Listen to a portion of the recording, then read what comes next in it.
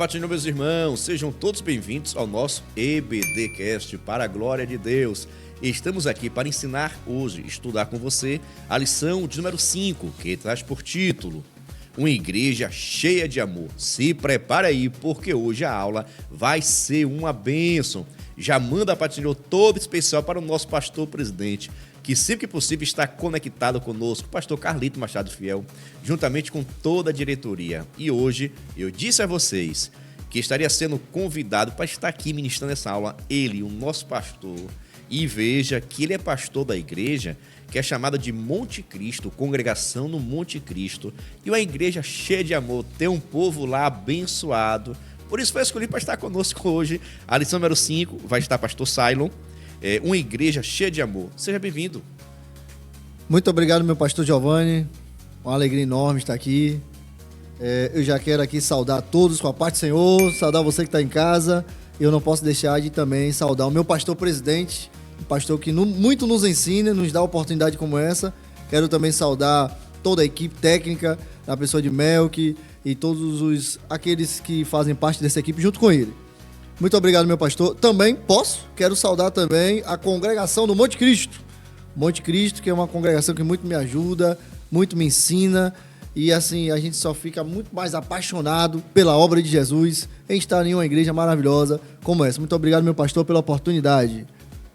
Eu falei para você, o homem do Monte Cristo, menino. O povo abençoado, a congregação abençoada. E que Deus assim abençoe todo o campo de Itabuna, todas as congregações, os pastores, superintendentes, professores da EBD, para a gente é um privilégio. E para você que é aluno, se prepara aí, porque hoje você vai poder perguntar aquilo que você quiser sobre a temática. Pense no homem preparado, é o nosso pastor Cylon que vai estar ministrando. Mas vamos dar início à lição número 5, que traz por título Uma Igreja Cheia de Amor. Meu pastor, o que tem a ver igreja com amor e ainda cheia de amor? Que igreja é essa? O que nós podemos já falar aqui desse título?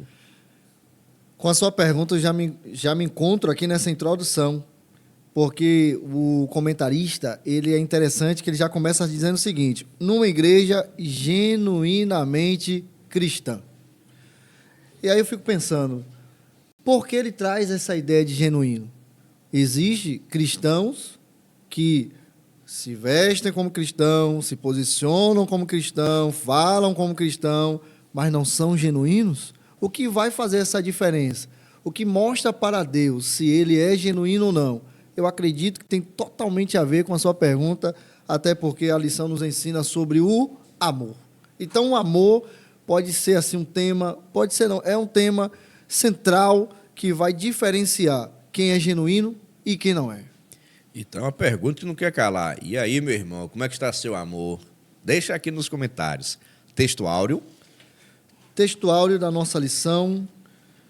E era um coração e a alma da multidão dos que criam, e ninguém dizia que coisa alguma o que possuía era sua própria, mas todas as coisas lhe eram comuns. Eita glória! Difícil hoje, difícil, né, muito difícil. Eu fico a pensar que traz para nós hoje uma responsabilidade muito grande, meu pastor. Assim, esta igreja demonstrou, a igreja primitiva demonstrou uma natureza muito grande, assim, no que diz respeito ao amor. E traz para nós essa responsabilidade se nós estamos nesse caminho ou não. E graças a Deus que eu não estou sozinho, o pastor Giovanni está aqui, vai junto comigo falarmos um pouco sobre isso aí. Então a gente percebe, né, pastor, que a questão do amor é algo tão importante que vai evidenciar a igreja genuína daquela que não é genuína. E o amor prático. Não é amor questão de sentimento, de interesse. É amor que vai ser demonstrado na prática, a existência ou não daquilo que é verdadeiro que está em nós. Então, se prepare, meu irmão, porque Deus vai falar conosco, viu? Conosco. Maravilha. Verdade prática. Verdade prática. O amor é o elo que mantém a unidade da igreja local. Sem o amor, não existe relacionamento cristão saudável. Relacionamento já está difícil. É verdade. Meu pastor, eu penso que é interessante a gente já começar diferenciando esse amor. Porque, assim, quem nos ouve pode até se perguntar, mas eu não entendo. Eu amo, sou uma pessoa que ama. Eu amo meu pai, minha mãe, eu amo meu irmão, eu amo meu pastor. Mas a Bíblia nos ensina sobre amor, né? Eu fico a pensar que quem gosta de escola bíblica dominical já aprende isso, que pelo menos a gente conhece pelo menos 3 tipos, né? Do amor no original grego. Nós falamos muito sobre o amor ágape, por exemplo, né? Existe também o eros, né? Existe também o amor fraternal, é o Filho. Filéu, filio, né?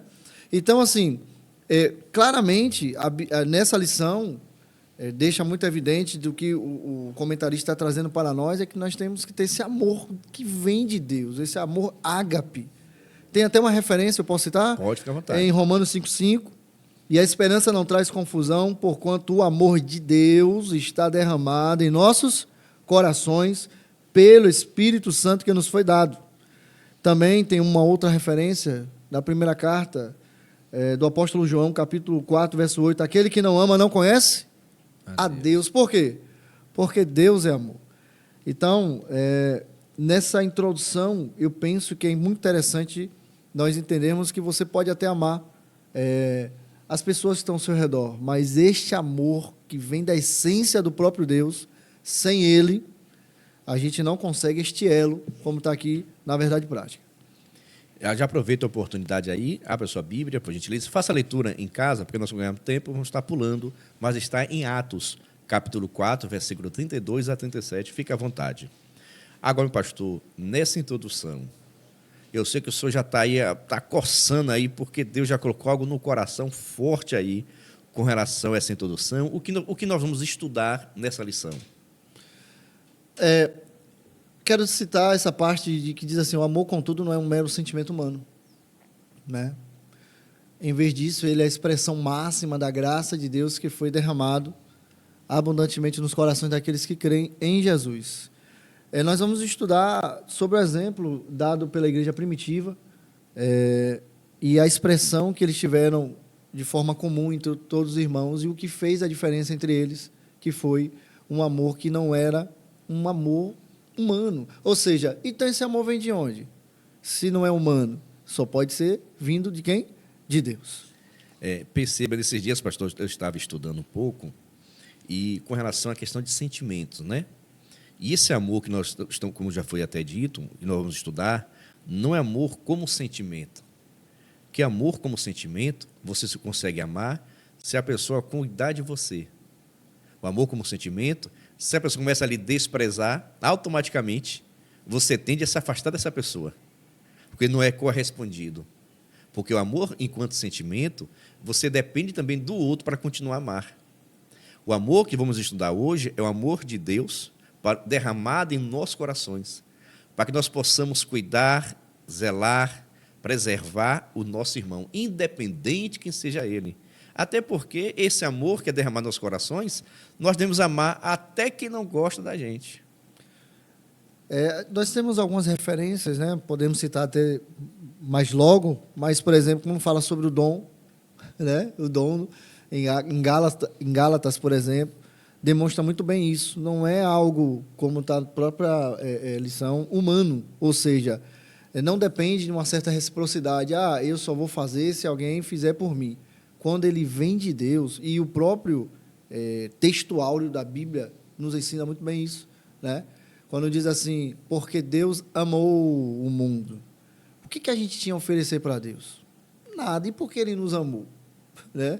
E qual é a unidade de medida utilizada para definir este amor? Então, não se tem essa unidade. A única expressão que está escrita é de tal maneira que deu o seu Filho. E o Senhor nos ensina a fazer exatamente a mesma coisa. E nós percebemos na igreja primitiva que era muito evidente esse relacionamento que eles tinham um para com os outros. Anote aí. Esse amor não é amor enquanto sentimento humano. Esse amor é derramado por Deus em nossos corações. Porque de nós mesmos não conseguiríamos amar as pessoas que não gostam da gente. As pessoas que não querem o nosso bem. Anote aí para ficar no seu juízo. Nosso tópico 1 traz por título o amor manifestado na comunhão cristã. O crescimento da igreja cristã. O que nós podemos falar? Eu já quero citar um texto em Efésios, capítulo 2, que diz assim: vos vivificou, estando vós mortos em ofensas e pecados, e em outro tempo andaste segundo o curso deste mundo, segundo os príncipes das potestades. Ou seja, aí a gente fala muito sobre a questão da natureza. Qual era a nossa natureza? Então, o apóstolo Paulo está dizendo, a nossa natureza era uma natureza ruim, onde a gente andava segundo este mundo. Só que entendemos que quando nós temos o amor de Deus, também está escrito que foi porque Deus, Ele nos salvou, e estando nós mortos em nossas ofensas, e Ele nos vivificou juntamente com Cristo pela graça. Ou seja, porque somos feitura sua, criados em Cristo Jesus e em boas obras. O crescimento da igreja, ela está totalmente relacionada em relação, como está escrito aqui, na sua natureza e na sua essência. Qual era a nossa natureza, meu pastor? Uma natureza pecaminosa. E o que faz eu receber este amor? Simples. Quando eu recebo Jesus Cristo em minha vida, eu aceito como Salvador, o Espírito Santo, ele mora em mim, e a minha essência agora é de onde? É dele.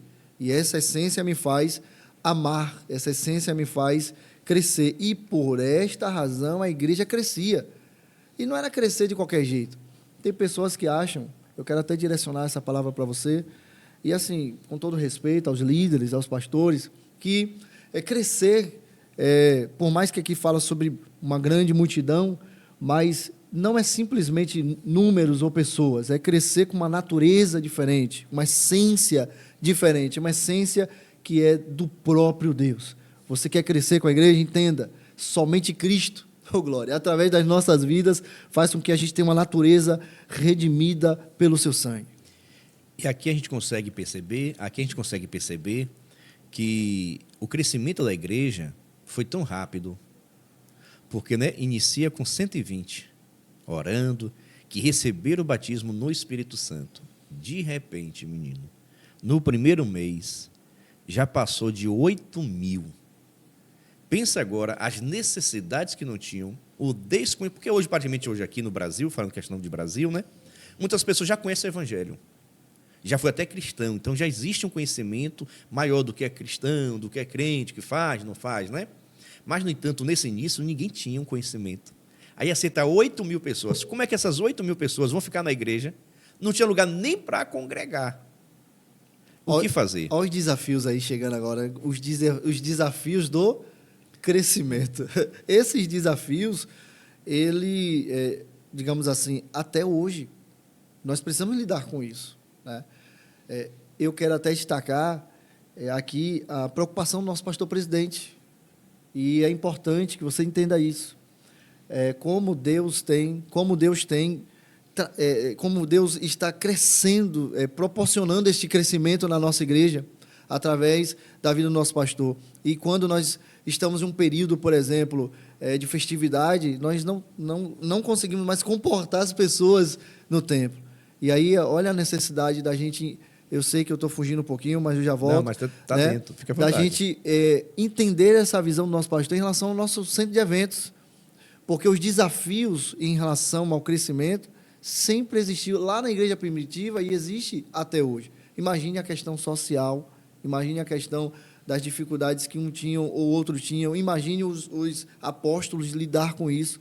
Eles preocupados com a questão da ministração da palavra, preocupados com a alma das pessoas, e agora tem toda uma questão social, toda uma questão cultural envolvendo tudo ao mesmo tempo, como lidar com isso. E aqui, por exemplo, na lição, ele usa um termo que eu achei muito interessante, chamado escala geométrica. Essa multiplicação exponencial, eu diria, que foi utilizada aqui. Eu tinha 120 pessoas, depois foi para quanto? 8.000. 8.000, como é que eu vou lidar com isso? Então, nessa lição, somente através desta essência de Cristo, somente através do amor. Imagine as reclamações. Imagine, digamos, para um líder se sentir injustiçado. Imagine eu estar aqui me dedicando 100% para a obra de Deus e, de repente, vem as reclamações, vem, por exemplo, algum tipo de palavra não muito bem interpretada. Ou seja, eu preciso olhar para as pessoas e mesmo eles com tanta dificuldade, o amor de Cristo no meu coração faz com que eu continue fazendo a vontade do Senhor. E o desafio, né? Quem não tem desafio na vida, né? Quem não tem desafio, quem não consegue... Agora, os desafios foram feitos ou acontecem para que nós possamos vencer. E a igreja primitiva vai passar exatamente por isso, porque por causa do seu crescimento, e ainda era pouco. Pouco ainda, no sentido assim, da grande perspectiva que havia. A intenção de Cristo é alcançar todo mundo. Não é somente 10, 15, 20, 50, 100, 1 milhão, não. É todo mundo, todas as pessoas têm que ouvir o evangelho para que possam se converter. E a igreja, por exemplo, aí, na sua localidade, na sua congregação, na sua rua, no seu bairro, na sua cidade, se na sua igreja aceitasse 8.000 pessoas, teria lugar, o pastor conseguiria visitar todo mundo, imagine só. E é por isso, meu pastor, que o comentarista aqui sabiamente cita a palavra egoísmo. Porque aquele ditado popular, né, farinha pouca... Virou primeiro. Não é assim? Então, por exemplo, imagine não poder partilhar, imagine, por exemplo, não poder olhar para o outro, como a Bíblia mesmo diz, olha, você precisa amar a si mesmo, claro, mas amar o outro também. Está escrito em primeira carta também de Paulo aos Tessalonicenses 4,9, quanto, porém, ao amor fraternal, não necessitais de que vos escreva, visto que vós mesmos estáis instruídos por Deus, que vos amem uns aos outros. E aqui ele cita o amor fraternal. Ou seja, se eu tenho esse amor de Deus, mesmo nesse momento de desafios, meu pastor, eu não vou praticar o egoísmo, não. Eu vou praticar a ideia de que, olha só, eu vou olhar para mim, mas eu vou olhar para o outro também. Eu vou compartilhar. Eu vou entender que eu preciso dividir aquilo que eu tenho. Eu vou entender que eu tenho dificuldades, o meu irmão tem dificuldades e juntos vamos vencer. Por quê? Porque nós temos um amor que vem de Deus. E muitas pessoas, quando ouvem assim a igreja primitiva, tem uma saudade, né? Tem um sonho, né? É como quisesse, fosse participar. Agora entenda, esse sentimento, esse amor, era da igreja. Não era o amor do pastor, não era o amor do dirigente, da líder, não. Era da igreja. A igreja pensava e agia dessa forma. Ou seja, esse amor que era tão pregado, era demonstrado. Que tem pessoas que falam tão bonito. É verdade. Que conquista pelas palavras. Mas com pouco tempo do lado dele, você percebe que aquelas palavras bonitas não estão de acordo com o comportamento que ela teve. E aqui a importância desse amor, porque estava citando Jesus, pessoas todos os dias estavam citando Jesus. E agora cuidar, zelar, proteger, ajudar, orientar, ensinar, como teria, se os discípulos, juntamente com a igreja que já estavam lá, não se colocasse à disposição, o que seria do novo convertido? Se o líder não se colocasse à disposição, o que seria do novo convertido? Se não houvesse aquela dedicação, aquele compromisso, não, pode deixar que eu vou cuidar, pode deixar que eu vou visitar, pode deixar que eu vou ensinar, pode deixar que eu vou orientar. Se não tivesse ninguém cuidando, o que seria da igreja? Essa fala é muito importante e eu quero fazer um comentário aqui, principalmente para aquelas pessoas que dizem assim, aquela pessoa, ele é crente, ainda diz que é crente e ele faz isso, ele faz aquilo. É como se uma pessoa que aceita Jesus hoje, meu pastor, no outro dia, ele já é um homem santo preparado para o céu. Não entende o processo. Então, por exemplo, para uma igreja fervorosa, cheia do Espírito Santo, que prega Cristo e vê almas se converterem, o fato da pessoa levantar a mão e aceitar Jesus e ter logo de imediato o Espírito Santo na vida não é uma certeza de que no outro dia ele será transformado. Então, essa pessoa vai passar por um momento de aprendizado, né? Um momento onde ele vai produzir o fruto do Espírito através do ensino da palavra, através das renúncias que ele vai precisar ter. E, com isso, quem está ali lidando com esse desafio deve entender isso. E ser tolerante em muitos casos. E para ser tolerante, você consegue sem amor, meu pastor? Não. Não consegue não, né? A primeira coisa que ele vai fazer é o seguinte, você já não serve mais, não tem utilidade mais. Não tem utilidade mais, ou seja, eu só quero aquele que vai, nesse momento, trazer um resultado imediato para a minha vida e, mais uma vez, não consegue desenvolver essa habilidade de estar trabalhando com pessoas, principalmente ainda verde, se não tiver este amor, meu pastor. Traz à tona agora o meu juízo. Eu aceitei a Jesus, não sou de família cristã, nunca tive ninguém na igreja, da minha família na igreja. Sempre fui sozinho na igreja. Aceitei a Jesus quando tinha 16 anos. Aceitei até na Igreja Batista, lá de Venceslau Guimarães, primeira Igreja Batista, em Venceslau Guimarães. Aceitei a Jesus. Aí, no outro dia, eu trabalhava com um rapaz que fazia iogurte. E ele me chamou, Giovanni, manda descer ali e tal, vamos tomar uma cerveja. Sim. Eu disse, vamos. Bom. Eu tinha aceitado à noite, no culto lá na igreja e tal. E no outro dia, o meu chefe me chamou, vamos? Eu disse, vamos. Nem lembrava que tinha aceitado a Jesus. Não tinha nenhuma lembrança, assim. Então, assim, né? No outro dia eu estava lá. Aí desci. Quando eu estou lá, colocou lá, né? Quando eu peguei o primeiro gole, disse, rapaz, eu sou crente agora. Pronto. Eu saí correndo, menino. Dei uma desculpa ao rapaz, pro chefe. Saí correndo, fui para casa chorar. Ou seja, já é ação do Espírito Santo. Ação do Espírito Santo. Glória. É isso aí. Mas talvez, se passasse algum irmão, pronto, naquele passasse por mim ali. É interessante, meu pastor, assim, que o apóstolo Paulo, ele explica sobre a tolerância aos fracos na fé. Né? E, por muitas vezes, eu desenvolvi uma ideia de que o fraco na fé, na verdade, era aquela pessoa, no seu exemplo, que estava ali, aceitou Jesus agora. E não é. Assim, incrível que ele está explicando sobre pessoas que provavelmente estão há muito tempo na igreja, mas ainda não desenvolveu essa maturidade cristã.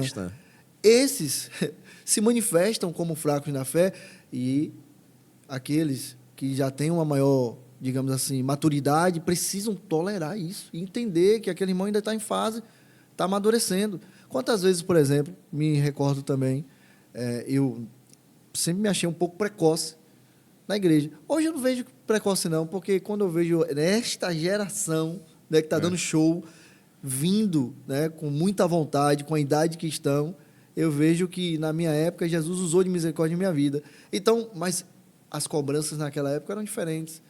Por exemplo, o fato de, com 14 anos, começar a desenvolver, ministrar uma aula, já exigia que eu tivesse que usar uma roupa assim. Eu já não poderia sair na rua de qualquer jeito, já não poderia fazer algumas coisas. O peso era maior. O peso era maior. Mas, assim, graças a Deus, o Senhor me manteve firme e constante. Mas, infelizmente, muitos que eu conheci na época não aguentou esta pressão. Por quê? Porque achou demais, né? E confundiu o que era realmente a essência do que era realmente essa imposição. Então, os desafios são variados. E perceba que o fardo de Jesus é leve, mas o peso do povo é forte. É forte. E Jesus veio para mudar isso, né? Jesus veio para explicar isso. O fardo, se for só da lei de Moisés, que a gente cita muito os 10 mandamentos, né? Mas, na verdade, são 613 preceitos que deveria ser observado. Não são 10 mandamentos. São 613 preceitos que não deveria, não pode. Era todo dia tinha uma proibição. Para cada dia existiam várias proibições por dia que não poderia ser feito. Pois é, era assim. E hoje nós temos todo um aparato que se explica, se dá, digamos assim, o objetivo daquilo.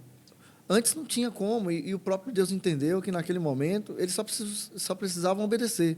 Imagine, por exemplo, um preceito que diria que uma mulher, né, em um determinado momento do seu período, ela teria que ficar afastada.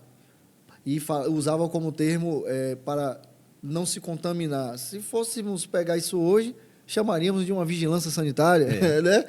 Era Deus sempre cuidando do povo com esses preceitos. Toda a proibição. A questão de muitos casos animais, isso que é prejudicial naquela época. Não tinha condições, não tinha tratamento nenhum, cuidado nenhum. A doença ia proliferar de uma forma tremenda. Exatamente. Sempre foi o amor de Deus. Mas quando alguém pega essa ação de Deus e transforma isso em uma religiosidade, por exemplo, perde-se o foco. E não entende o objetivo principal, que é o amor de Deus. E dentro disso, daí agora, né, vem a vida interior da igreja. Essa questão desse amor, essa questão do crescimento da igreja, desenvolvimento da igreja. Agora, a igreja precisa essa personificação desse amor. A vida interior da igreja. Um só coração. Fique à vontade, pastor. Meu pastor, aqui fala também sobre a união interna, né? Então, um só coração. A expressão era um coração e uma alma. E quando nós falamos sobre a alma, quando nós falamos sobre o coração, isso representa muito para nós, porque isso traz muito à tona de uma verdade, né? Traz muito à tona de uma sinceridade. Quando uma igreja ela tem o amor que vem da essência do próprio Deus, é uma igreja que expressa isso com as suas atitudes, e isso o Espírito Santo tem liberdade, meu pastor, para trabalhar, capacitando as pessoas. O Espírito Santo vai capacitando esta igreja, vai promovendo, impulsionando a igreja para o evangelismo. Eu acredito que, por conta disso, que, como o senhor mesmo falou, é uma escalada. Quanto mais há um coração, uma alma, mais a igreja cresce e o nome do Senhor continua sendo glorificado. E veja, né, que o comentarista colocou aqui, né, o Espírito Santo capacitou poderosamente os cristãos para cumprir a missão fora da igreja. Porque hoje tem muitos crentes que querem cumprir a missão na igreja. Dentro da igreja é aquela bênção, aquela coisa toda. Mas essa capacitação aqui ocorre para que nós possamos fazer a missão fora da igreja. Porque, irmão, estar na igreja é bom demais. Aquele ambiente de culto, meu Deus, eu ensinei na semana, eu disse, rapaz, até o pecador, quando chega na igreja, chora, sente a presença de Deus ali, sente. É um ambiente espiritual. E assim, fora. E assim, meu pastor, a gente está vivendo também um momento triste, porque eu tenho vivido essa experiência. Eu vejo Deus, no seu exemplo, dentro da igreja, naquele ambiente totalmente preparado. Você tem os instrumentos, os louvores, você tem as pessoas, a palavra, todo um ambiente preparado, e as pessoas se sensibilizam, mas quando não há, de fato, um coração, quando não há, de fato, né, uma alma entregue a Cristo, quando você faz a pergunta principal, diz assim, olha, você está tão emocionado, você sente tanta presença de Deus, seja hoje o dia que você vai se entregar para Jesus.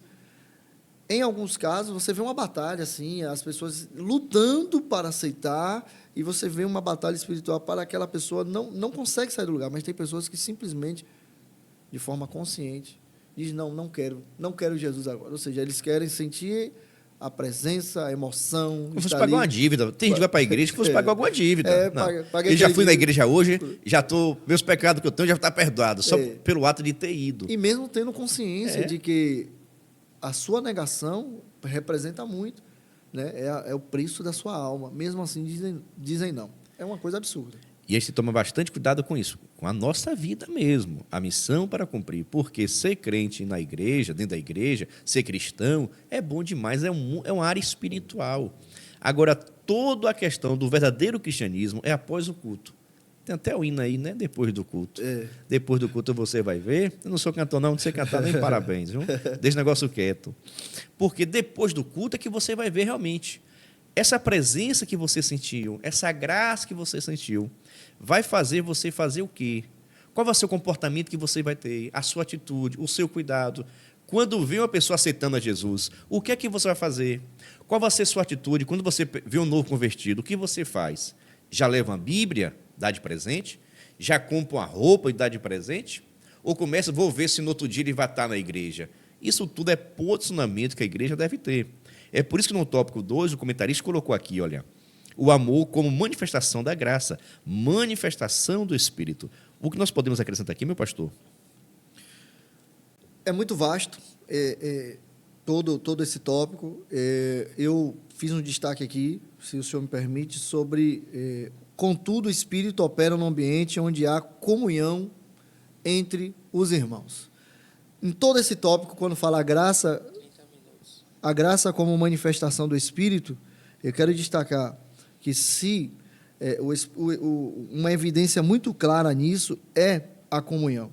Se você observar bem, meu pastor, o próprio apóstolo Paulo fala muito bem sobre a comunhão e ele explica que nós temos que evitar algumas coisas importantes, como a questão da ira, a questão da briga entre um e outro, a questão de não dar lugar ao diabo, né? E irai-vos, mas não pequeis. Ou seja, se eu tenho a graça de Deus, como está aqui nesse tópico, eu trabalho uma vida em comunhão. Eu quero destacar a comunhão. Se você tem comunhão, é um bom sinal de que o Espírito Santo está se manifestando sobre a tua vida. Há importância nesse relacionamento da igreja. O senhor, como líder de uma igreja hoje, o senhor está, né, pastoreando uma igreja, é difícil esse relacionamento? Mas, assim, o que faz a diferença é, de fato, pastor, ter o Espírito Santo de Deus na vida. Ontem eu tive uma experiência... Ontem eu tive uma experiência interessante. Ontem, desculpe. Eu estava em um ambiente, não tinha ali o pastor Giovanni me olhando, não tinha o pastor Carlito me olhando, não tinha alguns irmãos. E, de repente, eu fiz um comentário. E, nesse comentário, eu percebi que teve um duplo sentido num ambiente de trabalho, e o Espírito Santo falou assim, olha, o caminho não é esse.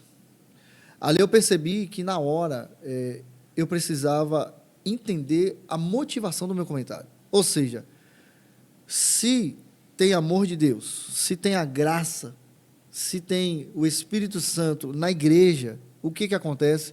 Os seus passos são direcionados por Deus e você começa a entender que muitas coisas você não deve fazer, porque é Deus falando para você, olha, eu estou cuidando de você, eu agora moro em você, e desse jeito a igreja cresce. Então, sim, eu penso que é possível você ter harmonia na igreja, é possível você ter um crescimento na igreja, é totalmente possível, desde que seja o Espírito Santo, meu pastor, ali conduzindo todo o trabalho. A natureza humana está lá, né? Não deixa de... A guerra, o conflito, às vezes você pensa uma coisa, aí você começa... Até a influência também.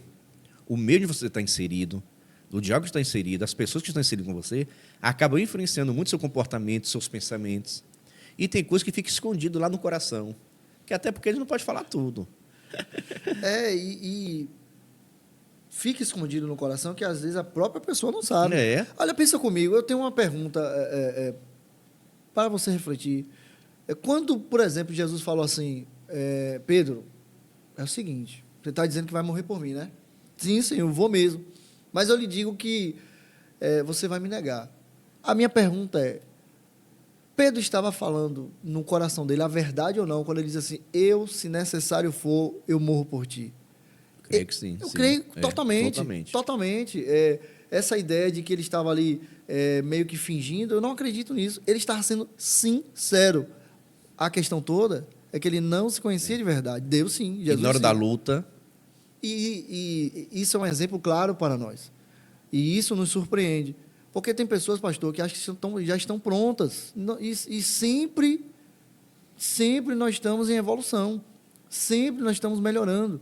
O Espírito Santo sempre está ali trazendo para nós verdades e que sempre a gente se surpreende com o outro. Né? Não é possível que aquele outro irmão fez isso e a gente não sabe que nós mesmos estamos sujeitos a tudo isso. E a natureza está lá, né? Está lá, não sai não. Viu? Não Mas sai cedo, não. mais tarde, dá uns gritos, dá um grito lá, ou você refria logo, ou senão ele vai dominando. E como é que faz para refrear, meu pastor? Meu menino, muita oração. E, assim, eu gosto muito de pensar em ações, sabe? O grande segredo de você não falar o que é correto, né? É você pensar antes de falar. Sabe? Se você conseguir, do seu domínio ali, as suas palavras, porque pensamento vai vir. Pensamentos vão vir, situações vão vir, provocações vão vir. Então, a gente precisa saber pensar mais. É como é dito, temos 2 ouvidos e uma boca. É didático, pedagógico isso. Isso é um exercício muito grande, porque, por exemplo, ninguém é igual a ninguém. Né? E nós entendemos, se formos mergulhar aqui, que existe a questão dos temperamentos. Né? É um tema para outro dia, mas, assim, tem muita gente que tem facilidade em pensar antes de falar. Eu tenho essa característica de analisar muito bem o que eu estou falando. Mas isso é mais de uma pessoa mais fleumática, digamos assim. Falam de um Pedro, um homem intempestuoso, um homem sanguíneo.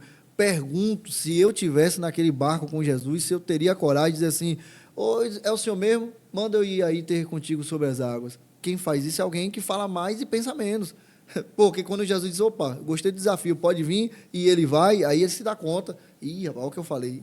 E é assim que às vezes acontece. Muita gente às vezes é intempestivo na fala, mas por causa do temperamento que ele tem. E para essas pessoas é um exercício muito grande. Por isso que vai ter na questão do próprio fruto do Espírito a temperança. Um equilíbrio, né? Um equilíbrio. Sim, cada um vai ter o seu desafio.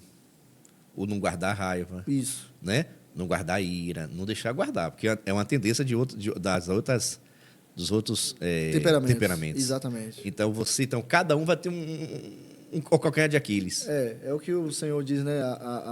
a concupiscência cada um vai ter o calcanhar de Aquiles. Vai ter Cada um vai ter sua fraqueza. Exatamente. Mas o grande desafio sempre é o pensar. O pensar, por isso que Paulo vai dizer que nós vamos pensar naquilo que é do alto, nas coisas de Deus, né? Nós devemos pensar naquilo que é sagrado, naquilo que é santo. Porque se a nossa mente começa a ficar voltada nisso, é mais fácil vencer esses desafios. Eu fico pensando, meu pastor, assim, a evolução dos discípulos, à medida que eles andavam com Cristo, né? Imagine quando Jesus já estava praticamente no final do seu ministério, ou seja, um momento ápice do seu ministério, e Jesus ele solta desculpa a expressão, uma bomba ali naquele momento de Páscoa, instituindo a primeira ceia, dizendo, olha, é o seguinte, eu vou ser preso, vão me pegar, e Jesus começou a ser duro na fala, como, por exemplo, alguém vai me trair, um de vós é o diabo, aquela coisa toda. E o mesmo Pedro, que antes era mais intempestivo, naquele momento ele entende que naquela hora não era ele que tinha que perguntar. E eu acho muito bonita essa parte, quando ele olha para o discípulo do amor, acreditando João, e diz assim, olha, pergunta a você quem é. Ou seja, ali ele já está, eu acredito, vivendo essa temperança, de saber que naquele momento ele não seria talvez a melhor pessoa a perguntar. Porque João, como diz o pastor Carlos Alves, um abraço para a tua vida, João tinha senha. Ele coloca a cabeça no peito de Jesus, ele já sensibiliza Jesus. Pergunta sem querer perguntar, mas pergunta. E diz assim, quem é, Senhor? Glória a Deus. Então, são vivências, experiências que é importante. Agora, tudo isso aqui, a gente percebe que a igreja vivia isso. Não é momentâneo. É por isso que agora vamos falar um pouco sobre a graça como favor imerecido. Porque tudo isso é Deus agindo, é Deus operando. E aqui, por exemplo, né, a graça como favor imerecido, abundante graça. E o que é graça, pastor? O senhor pode falar sobre a graça? Olha, é engraçado que se a gente, digamos assim, falar para uma adolescente que está chegando agora na igreja e diz assim, olha o que é graça, os decoreba de plantão vai logo dizer, né? Graça é favor imerecido. Mas eu gosto muito bem de falar sobre isso no sentido, assim, trazendo um paralelo entre graça e misericórdia, por exemplo, né? Por exemplo, misericórdia. Eu merecia o inferno porque eu nasci numa natureza pecaminosa. Então, quando eu não recebo aquilo que eu mereço, eu fui alcançado pela misericórdia. E uma vez alcançado pela misericórdia, eu agora vou receber aquilo que eu não mereço. Porque eu mereci o inferno e Jesus me deu o céu. Então, se eu agora tenho o que eu não mereço, e eu ganhei isso sem merecer, isso é graça. Isso é graça. Então, assim, a igreja que cresce em Cristo, em amor, ela recebe a graça de Deus, que é esse favor. Eu destaquei aqui, na Bíblia podemos perceber que a graça de Deus gerou entre os crentes um sentimento de gratidão, que, na minha opinião, é uma manifestação clara de alguém que foi, digamos assim, alcançado pela graça. Por exemplo, se uma pessoa é crente em Cristo Jesus, e ele começa a se lançar na obra de Deus, e ele começa a doar a vida dele, doar o tempo dele, os recursos dele, e se naquele momento ele começar a achar que de alguma forma ele merece a salvação, todo o tempo dele foi perdido, porque não importa o que ele faça, não importa o que ele doe, não importa se ele entrega a sua vida, ainda assim, nós não merecemos, nós nunca merecemos. A Bíblia diz, pela graça sois salvos por meio da fé, e isso não vem de vós, é dom de Deus. Então, assim, é um tema muito bom a ser falado. Me convida depois de novo, meu pastor, para eu aprender contigo sobre esse tema. É interessante perceber, né? Porque o grande segredo... Pois é só, o que é a igreja? A igreja são pessoas que aceitaram Jesus Cristo, são pessoas pecadoras, destituídas, pessoas que mereciam a morte, pessoas que não teriam chance nenhuma de alcançar a salvação, nem de ser salvo, mas, no entanto, aceitaram a Cristo Jesus e, por causa disso, receberam a graça de Deus na vida. Ou seja, não era ninguém, não teria nada e não seria salvo. Não merecia nada. Não teria direito a nada. O salário do pecado é a morte. Todo ser humano merecia e deveria morrer sem a salvação. Mas Deus, pelo seu infinito amor e através da sua graça, deu ao homem tudo. Exatamente. Uma forma bem didática que eu penso é comparar o que eu mereço e o que eu não mereço. Simples. O que eu mereço e o que eu não mereço. Porque não importa o que você faça, a natureza pecaminosa nos leva a merecer algo, que é a morte. Todos pecaram e foram afastados da glória de Deus. E por conta disso, ele recebe um salário. Qual é o salário? E isso para muitas pessoas é complicado entender, porque é um âmbito jurídico, mas não um âmbito jurídico nas leis humanas, mas no ponto de vista divino. Porque Deus, ele é amor e ele é também justiça. E nós falamos pouco sobre a justiça.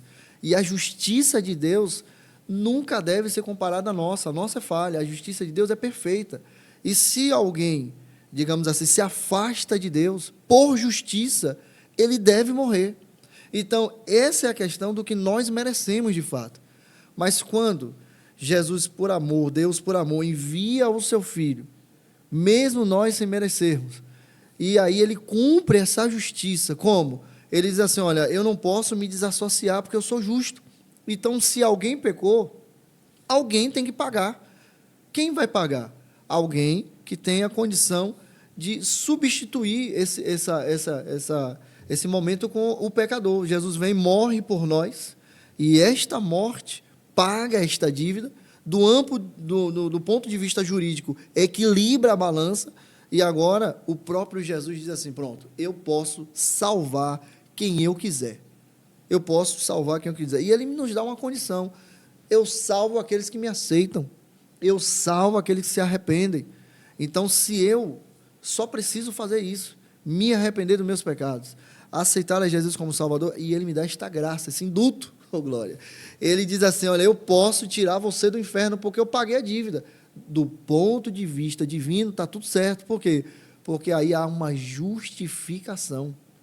Porque ele nos justifica. E aí eu consigo chegar ao céu por esta graça. E todos nós estamos aqui pela graça. Sabe? Está vendo o pastor Saulo aqui? O homem aqui é inteligente, estudado, é um homem, um engenheiro, aluno, dirigente lá da congregação, pastor da igreja, da congregação do Monte Cristo. Mas tudo isso é pela graça. É pela graça. E perceba que tem coisas que ele faz, porque ele recebeu essa graça, e ele precisa transmitir essa mesma graça, esse mesmo ato, esse mesmo carinho, essa mesma dedicação, esse mesmo compromisso, esse mesmo amor. Então, nós trabalhamos, exercemos a nossa função na igreja, que nós recebemos a graça. Então, se nós recebemos e nós temos, devemos passar também para o próximo essa graça divina. Por isso que no tópico aqui, terceiro, vai trazer o seguinte: a manifestação do amor na solidariedade cristã, a busca pela equidade. Fica à vontade, pastor. Eu trabalho no hospital. E lá no hospital, eu tenho um procedimento sobre urgência e emergência, por exemplo. Imagine alguém que passa mal, e essa pessoa chega em um determinado horário e já está lá esperando para ser atendido, sei lá, 30 minutos. Aí chega alguém depois de 30 minutos, com uma situação muito mais grave do que ele, e por uma questão de urgência, ele passa na frente daquele que chegou 30 minutos antes. Isso é equidade. É um equilíbrio da balança. É você entender que alguém precisa mais do que você. Alguém que, por exemplo, está numa situação mais difícil que você. Igualdade tem uma diferença de equidade. Se for por uma questão de igualdade, você deve esperar, porque eu esperei 30 minutos. É a ficha, né? Cada um recebeu a sua ficha. Igualdade. Igualdade. Mas a manifestação do amor de Deus equilibra isso. Meu amigo, é o seguinte, a sua situação é mais grave. Jesus entra ali com providência. E quando a igreja ela trabalha nesse sentido, ela faz igual a igreja primitiva. Imagine, por exemplo, pastor, quantas pessoas ali tinham necessidades. Aí o que aquelas pessoas faziam, que tinham condição de ajudar? Eles iam, às vezes vendiam o que tinham para dividir. Outros tinham a sua posse da propriedade, mas cedia isso, como suas casas para cultuar, como, por exemplo, as suas posses para poder ajudar aquele que tinha necessidade. Então, a gente percebe, né, que tem que ter de tudo. E tem situações que a igualdade resolve. Tem situações que a igualdade resolve. Como você colocou aí, né? A ficha. Chegou primeiro, está aqui primeiro. Você chegou primeiro, ficha 1. Segundo, igualdade para todo mundo. Você vai entrar de acordo com o horário que você chegou. Mas a equidade é que vai trabalhar o seguinte: se chegou uma pessoa agora que tem 10 na frente, mas chegou uma pessoa que tem que ser atendida agora. É você que vai ser atendido agora. E eu citei lá atrás falando sobre a questão do egoísmo, né? E nesse momento vem à tona a questão da equidade. Porque, por exemplo, nesse exemplo que eu dei, nos sentimos injustiçados, né? E assim acontece dentro da igreja também. Imagine, por exemplo, no âmbito da assistência social, né? No âmbito do atendimento pastoral. Imagine, por exemplo, eu tenho uma causa para resolver com o pastor e, de repente, eu estou agendado com ele porque eu fiz todo um planejamento, mas aparece logo em cena uma causa muito mais complicada, mais urgente. O que eu devo fazer? Não, eu primeiro tenho que ser justo, eu tenho que... Mas a igreja primitiva nos dá uma aula sobre isso. Nos dá uma aula. Hoje é muito difícil.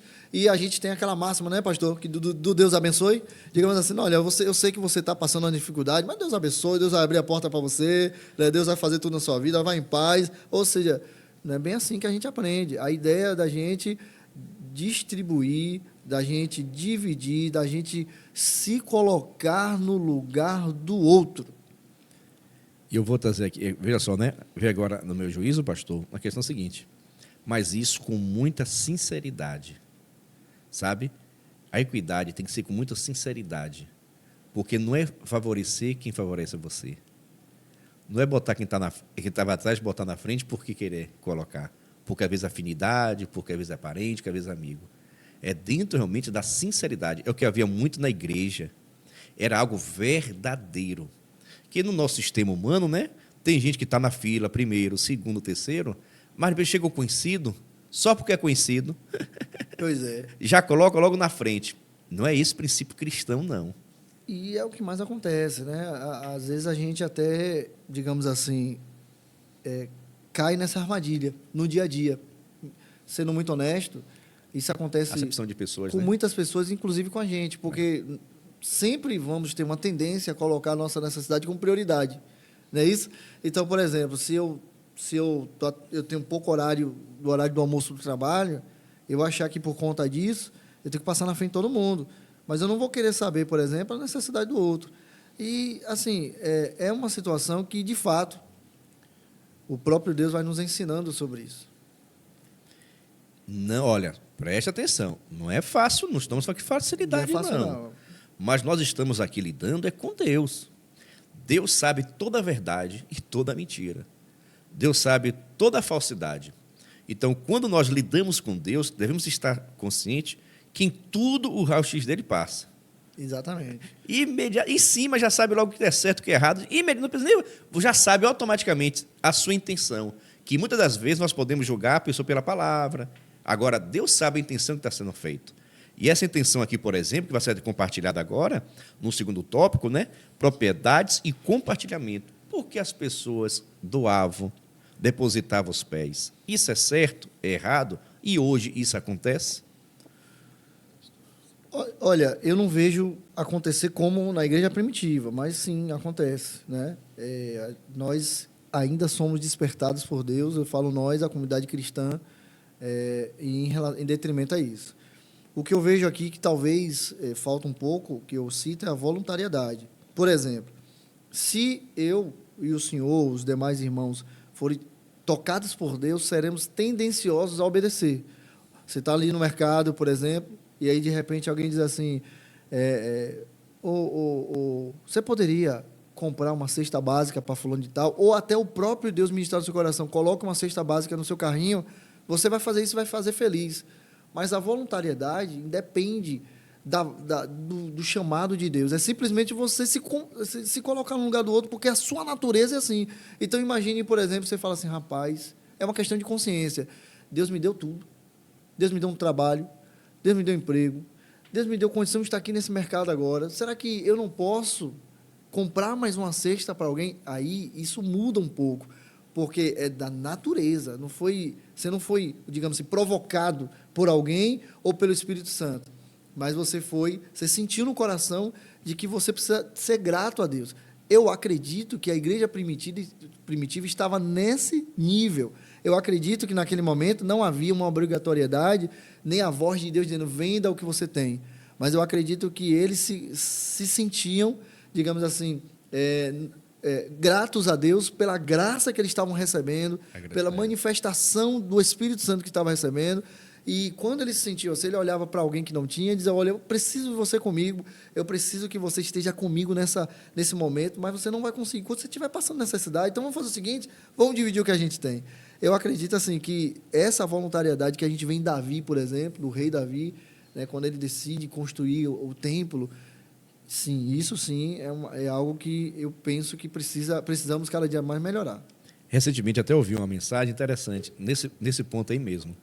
Porque tudo que aconteceu aqui está sendo ensinado, o vender, em nenhum momento você vê nenhum apóstolo ensinando ou pedindo que fosse feito. Era algo assim espontâneo, voluntário, sabe? Havia dedicação. Aí hoje, eu vi até o pregador falando, hoje, se Deus não... O cara é tão ruim, a gente é tão ruim, que se Deus não tocar, a gente não dá. Não dá. E às vezes, quando toca, a gente ainda faz aquela endurece, briga. Não, mano, tem certeza, né? Mesmo? Senhor, e é para fulano ainda, e fulano tem isso, aquilo. É verdade. Hoje a situação é tão... Porque se Deus não tocar, a gente não faz. Para que pudéssemos fazer o que é certo, o que nós podemos fazer, Deus precisa tocar no homem. E na igreja primitiva, bem colocado pelo Senhor, era algo voluntário. Espontâneo. E o apóstolo Paulo melhora isso quando ele fala na segunda carta aos Coríntios, capítulo 9, 7, diz assim, cada um contribua segundo propôs no seu coração. E ele diz assim, olha só, é você que colocou no coração, agora com algumas condições. A primeira, não com tristeza. Outra coisa, não por necessidade. Porque existe um amor de Deus para quem faz isso de forma espontânea, porque Deus ama o que dá com alegria. E é interessante que na igreja primitiva, talvez na semana que vem, um professor vai vir aqui cheio, inspirado, vai trabalhar sobre isso, porque assim, quando as pessoas confundem isso e quer para ser aceito no meio, faz uma ação dessa para ser visto, ser lembrado, ser aceito, Deus vai condenar isso na hora. Por quê? Porque não é esse o desejo de Deus. Deus ama o que dá com alegria. E não porque alguém precisa ver o meu trabalho, porque alguém precisa ver que eu sou uma pessoa generosa. E tem gente que ainda diz assim, não, eu, graças a Deus, sou uma pessoa generosa, sou uma pessoa que eu sempre oferto. Eu não senti. Agora, eu não senti, Deus não falou comigo, Deus não tocou, Deus não falou, Deus não tocou, então não vou fazer. E está na Bíblia. Já é um texto bíblico, é algo que deveria ser feito bem assim, normal. Então, hoje, se Deus não tocar, se Deus não falar, e muita pessoa até questiona, pastor, a questão de dízimo, né? Somente a pontuação agora, né? Por que a igreja primitiva, os apóstolos, não falavam tanto em dízimo? Que você não vê muito. Opa, aqui está aqui a resposta. Sim. Não havia necessidade nenhuma. Sim. Era tão voluntário que estava dando tudo o que tinha. Assim, não era, meu irmão, não era coisa, tinha tudo aquilo que tinha, estava à disposição para que a igreja pudesse estar vivendo e crescendo. Então, a questão do Novo Testamento não menciona tanto a questão de dízimo, exatamente por isso, porque não havia necessidade desse ensino, porque o coração dos irmãos já era voluntário. Cada um dava o que podia, porque cada um estava dando, era tudo, não era 10, não era 15, não era 20, não, meu irmão. Era tudo. Exatamente. E assim, se formos aprofundarmos aí, por exemplo, também na carta de Paulo aos Coríntios, capítulo 8, na segunda carta, nós vamos ver que era muito evidente as coletas, né? Por exemplo, a igreja da Macedônia, a igreja que estava lá na Macedônia, o apóstolo Paulo, que eles diz que eles estavam em necessidade. Pense bem, a igreja em necessidade financeira, mas sabia que aquela outra igreja estava também em uma situação pior.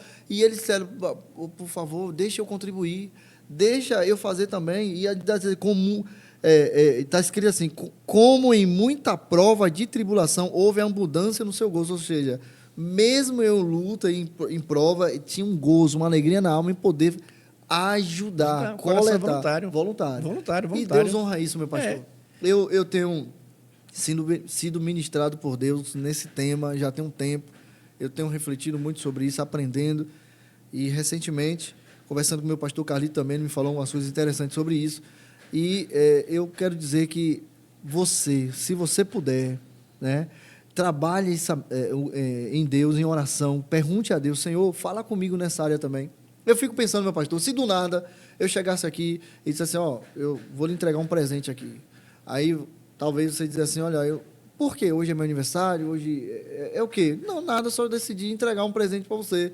Aí você vai dizer assim, rapaz, muito obrigado. Vai se sentir, assim, lisonjeado, vai ficar até abismado com a minha atitude porque você não imaginava que eu daria um presente a você. Pergunto, ficaria feliz?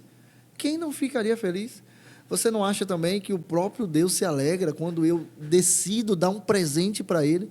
E quando eu cuido do próximo, quando eu cuido da obra de Deus, eu estou também levando para Deus essa alegria, essa oferta. E Deus se alegra com isso. Por isso que a Bíblia diz, Deus ama o que dá com alegria. Esse é o princípio bíblico. Princípio bíblico. Então, assim, a obrigatoriedade não deve ser pregada. A obrigatoriedade de que, olha, você tem que dar, porque se você não der, você jogar esse tipo de peso nas pessoas. Não, o ensino sempre deve ser gratidão. Você não tinha nada, Deus lhe deu. Vamos trabalhar gratidão. A gratidão nos constrange. Se eu sou grato a Deus, eu devolvo. Se eu sou grato a Deus, eu oferto. E eu penso que os resultados de uma vida em gratidão são muito maiores do que ensinos que obrigam as pessoas e que oprimem as pessoas. Aqui agora o nosso pastor presidente gosta, viu? Aqui agora o pastor presidente gosta. Com o exemplo de Maria, mãe de João Marcos, aquela que cedia o seu espaço na sua casa para que pudesse acontecer as reuniões. Tudo indica, né, que foi até a primeira Santa Ceia, a ceia que aconteceu lá, a questão do próprio derramamento do Espírito Santo, tudo indica que aconteceu na casa dela, de irmã Maria, mãe de João Marcos. Mas esse ato assim de ceder a sua casa, né? Ceder seu espaço, contribuir de uma forma física, né? Não é somente com oração, com seus talentos, mas também uma coisa física, como aqui a mãe dele cedia, não podia ter nada ali, né? Deixou não. Aqui, e quem tinha uma casa dessa era a pessoa que tinha propriedade. Um espaço desse servia para muitas utilidades, mas, no entanto, ela cedia esse espaço da casa para que pudesse acontecer os cultos e as reuniões. Isso acontece hoje. O que falar dessa irmã Maria? Sei que tem muitas irmãs Maria por aí. Existe, sim. E é muito importante falarmos sobre isso, porque, assim, quem não tem, digamos assim, esta alegria, quem não reconhece essa graça, quem não tem a evidência, de fato, do Espírito Santo na vida, não vai entender isso nunca. Porque, assim, do âmbito de vista natural, parece totalmente injusto ou fora da lógica. Loucura. Mas a vontade de compartilhar com o outro aquilo que recebeu faz com que o meu grau de prioridade nunca é o material. Nunca. A Bíblia diz, aqueles que esperam em Deus somente nessa vida são os mais miseráveis dos homens. Então, se eu tenho uma casa, Deus me deu. Se eu tenho um carro, Deus me deu. Se eu estou trabalhando, foi Ele que abriu a porta do trabalho. Então, todas essas coisas, se eu tenho uma natureza, um coração grato, eu vou colocar à disposição do reino de Deus, em detrimento para alcançar outras vidas. Né? E eu quero glorificar Deus, porque aqui na nossa igreja, meu pastor, eu respeito todas as igrejas, mas eu quero glorificar Deus pela igreja onde eu faço parte, porque aqui nós aprendemos sempre com o nosso pastor presidente, quando ele diz assim, olha, deu passo e Deus coloca o chão. Eu tenho testificado isso também lá na congregação, onde a gente replica esse ensino, e as pessoas vêm testemunhando como Deus opera na vida daquele que coloca a sua vida, coloca os seus bens a serviço do reino de Deus. Eu já fiquei sabendo da situação de irmãos, né, que pegava o dinheirinho que tinha, a moeda, o dinheiro que tinha, trocava para virar moeda, para dar tudo de oferta só em moeda. Porque queria, não, dar oferta, né? Sempre moeda. Nunca tirava, talvez, uma nota de 10, de 15, de 20, de 50 reais para ofertar. Isso não acontecia na igreja primitiva. Não havia essa preocupação. Não é que você não pode dar oferta de moeda, não estou lhe dizendo, não. A Bíblia fala sobre a oferta da viúva, a oferta da viúva. Mas é o compromisso, sabe? Aquele desprendimento das coisas materiais. É o que vem de dentro, meu pastor. É o desprendimento. Não tinha nenhum tipo de preocupação, se era 10, se era 50. E fora que, quando você faz isso, essa voluntariedade de você ser solidário, de você ajudar, Deus abre porta, Deus dá prosperidade. Não é que você vai fazer com intenção nisso. Barganhar, né? Não é que você vai fazer isso. Mas quando acontece com um ato, porque também tem que ser voluntário, é um negócio difícil. Vou dar uma dica aqui. Se você tem dificuldade de contribuir voluntariamente, conversa com Deus. Deus, eu estou dando, mas estou dando porque o pastor pediu. Fale com ele. Pastor, estou dando, mas não tenho vontade de dar, não. Eu dei, mas não estava com pingo de vontade. Conversa com Deus, para que Deus possa tirar isso do seu coração. E aí você vai começar a dar voluntariamente e você vai colher os frutos Porque Deus ele não deve nada a ninguém. Eu sei que a gente já está nas horas finais, mas eu quero exemplificar rapidamente isso com a atitude de Davi. Porque, assim, Davi, ele estava no melhor momento da vida dele, meu pastor. Nesse exemplo, ele já estava estabilizado, de tal forma que Davi não precisava nem levantar mais do palácio para guerrear. Ele tinha tudo, tinha casa, tinha riqueza, tinha o respeito de todos os povos da época. As pessoas viajavam para saber onde Davi estava. Davi estava sentado no melhor trono, na melhor casa. Tinha tudo que ele precisava, ele tinha. Então, nesse momento, nessa hora, é muito tendencioso eu olhar para o que eu tenho. Mas a Bíblia chama, né, ensina para nós Davi como um homem segundo o coração de Deus, porque também nesse exemplo, ele sentado nesse contexto, ele olha e diz assim, eu não entendo. Deus me deu tudo. Eu moro nesse lugar maravilhoso. E quando ele coloca o olhar onde a arca de Deus, onde a presença representada de Deus estava, era em tenda. E ele diz assim, isso não é coerente. Como pode? Deus que me deu tudo, mas Deus mora nesse lugar. Então, quando ele decide construir uma casa para Deus, isso foi um passo grande. Por quê? Porque ele não tinha nada a barganhar ali, ele só queria ser grato a Deus, ele só queria dizer o seguinte, eu não mereço, foi Deus que me deu.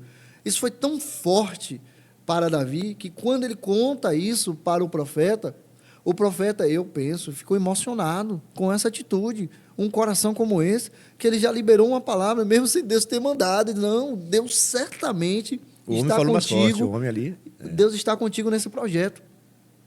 E Deus diz assim, opa, não é bem isso não, volta lá, porque assim, eu gostei do que Davi fez, isso mexeu, mas eu tenho um padrão de justiça que eu não posso falhar. Então volte lá e diga assim, olha, eu gostei, mas não vai ser você que vai construir, não. Mas Deus liberou uma promessa por causa disso. Deus disse assim, olha, eu lhe dei tudo. O próprio Deus reconhece, meu pastor, no texto. Ele disse assim, olha, eu lhe dei tudo. Eu lhe dei casa, eu lhe dei respeito, eu lhe dei trono, eu lhe dei tudo. E mesmo assim, você desejou fazer uma casa para mim. Pois eu te digo, olha, essa casa você não vai fazer agora, não. Você não vai fazer, não. Seu filho vai fazer. Mas eu vou lhe dar muito mais e vou liberar uma promessa na tua vida. Olha aí a dica. Dê tudo para Deus, porque Deus, quando Ele entende que é voluntário, Deus pode trazer muito mais além do que você imagina, porque Deus libera uma promessa para Davi e diz assim, por conta desta atitude, eu vou lhe dar muito mais e nunca te faltará sucessor no trono. Ô, glória! Então, assim, o que eu vejo com isso? É um ensino, é uma aprendizagem. Nós precisamos entender que quando eu entrego para Deus, e não é só material não, meu pastor, é importante dizer aqui que não é só uma entrega do que é material, mas o seu tempo, seu intelecto, sua profissão. Como é bom se você, por exemplo, é um profissional e você coloca a sua profissão. Por que você estudou? Foi porque você é melhor? Ou porque Deus abriu a porta? Ou porque Deus concedeu isso para você? E você não consegue colocar isso à disposição do reino? Tudo é voltado para a barganha? Nós precisamos entender isso, porque Deus se alegra ao que dá com alegria. Em todas as áreas, em todos os momentos. E isso é o princípio cristão. Nós estamos estudando aqui uma igreja de amor. Então, às vezes, aperta um pouquinho nosso juízo, realmente. Porque tem coisas, irmãos, que vai confrontar a gente. Deus se alegra, Deus ama, né? Deus ama ao que dá com alegria. A nossa natureza é uma, né? Nossa natureza, nosso jeito, nosso gosto. Mas devemos entender que, quando aceitamos a Cristo, o amor de Deus é derramado nos nossos corações. E o Deus amor, Ele comprovou, demonstrando esse amor, dando o seu Filho para morrer em nosso lugar. Então, toda essa atitude que Cristo teve através do amor, nós precisamos ter, de cuidado e atenção. E agora, eu tenho certeza que o pastor deixou algo só para falar no final. Pensa o pastor sabido. E ele agora, na conclusão, vai falar aquilo que ele não falou, que deixou de falar, mas que chegou o momento de falar agora. Fica à vontade, meu pastor. A minha fala é que, por mais que eu esteja aqui junto com o pastor Giovanni, eu me incluo no contexto de que nós também estamos na sala de aula e estamos em constante aprendizado. Quando, nesse momento de conclusão, o comentarista deixa claro que não há igreja cristã verdadeira sem essa identificação com o outro, eu preciso também continuar, contínuo, exercitando esse amor para comigo, para com os outros, para com a igreja, e exemplifica muito bem isso, né? Quando o apóstolo Paulo fala sobre famosa texto em capítulo 13, né? Quando fala sobre o amor, né? O amor não é fingido, o amor, ele tudo suporta, tudo espera, tudo crê. E entenda, se eu estou, de repente, vivendo uma animosidade com o irmão, o amor passa por cima de tudo isso. Eu jogo fora os meus direitos, eu jogo fora as minhas, digamos assim, verdades, digamos assim, e coloco isso de lado em nome daquele amor que Deus me deu, e eu vou viver uma vida em união com o outro. Eu penso que se eu amar de fato o meu irmão, se eu de fato pregar isso com as minhas atitudes, eu estou incluído numa igreja que cresce. Eu estou no meio de uma igreja que evolui. Então, eu quero deixar um recado para você. Eu não sei como você está em relação ao outro, eu não sei o que você está vivendo em relação a alguma coisa que aconteceu na tua vida, mas um bom exercício para a tua vida é: ora, fala com Deus e diga: meu Deus, eu quero viver em comunhão com o outro. E desenvolve em mim este amor. Fazendo isso, eu tenho certeza que coisas maiores virão para a tua vida. E lembre-se sempre, uma igreja cheia de amor fala de você, da minha pessoa. Não é um templo, não é instituição, não. É cada um de nós. Nós formamos a igreja, nós formamos o corpo de Cristo. E, pastor Sailon, a palavra de hoje é a gratidão. Que momento maravilhoso. Está aprendendo, está adquirindo conhecimento, trocando experiências. É sempre um privilégio estar aqui com o senhor, ministrando a aula. Já é a segunda vez que está aqui conosco. Creio que terá outras oportunidades também, de acordo com o tempo. O senhor é uma pessoa bastante ocupada, congregação, trabalho. Só temos assim a agradecer. Fique à vontade para fazer as suas declarações, considerações finais, e também fazer uma oração abençoando a todos que estão nos assistindo. Minha palavra também é de gratidão. Meu pastor, muito obrigado pelo convite. Eu tenho certeza que estar aqui é uma grande responsabilidade, eu tenho consciência disso, e por essa razão me sinto lisonjeado, me sinto feliz de poder estar nesse momento, nesse bate-papo contigo. Quero dizer a todos que virão, com ele aqui fica mais fácil, glória. Eu tive a primeira oportunidade também muito maravilhosa com o nosso professor Alexandre, muito bom, também com ele fica muito fácil, e estamos juntos aqui aprendendo. Quero agradecer a Deus também pela vida da diretoria da igreja, aqui muito bem representada pelo pastor Carlito, toda a diretoria, todos os obreiros. Quero agradecer também a equipe de técnica, né? Não posso deixar de destacar aí Melques, toda a sua equipe. Melques é maravilhoso. Um homem que tem um coração na obra. Eu fico feliz, que Deus te abençoe, Melques. E, meu pastor, muito obrigado pelo senhor, pela oportunidade. Tá certo?